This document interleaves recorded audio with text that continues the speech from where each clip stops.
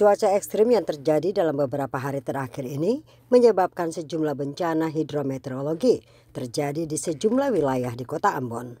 Berdasarkan data Badan Penanggulangan Bencana Daerah, kejadian bencana dilaporkan terjadi di 20 titik sejak tanggal 6 Mei 2025 sampai dengan Minggu 18 Mei 2025.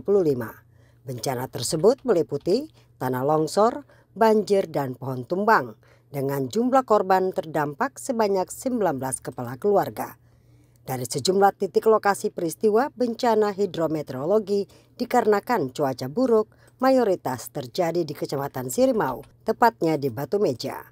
Kepala BMKG Stasiun Meteorologi Kelas 2 Patimura Ambon, Kamari, mengungkapkan pihaknya telah berkoordinasi dengan pihak BPBD untuk mewaspadai di daerah-daerah yang rawan terjadinya bencana hidrometeorologi seperti longsor, banjir, dan pohon tumbang di sejumlah lokasi di Kota Ambon. Ya, kami sudah berkoordinasi dengan teman-teman dari BPBD. Sudah ada belasan bencana yang terjadi di beberapa hari kebelakang. Itu diantaranya yang potensial yang sering terjadi itu tanah longsor. Ya, di tanah longsor ada di beberapa titik sudah disampaikan dari teman BPBD, termasuk ada banjir, terus kemudian ada genangan air, terus kemudian ada pohon tumbang. Itu disampaikan dari kemarin tadi malam itu sudah lebih dari 10 titik.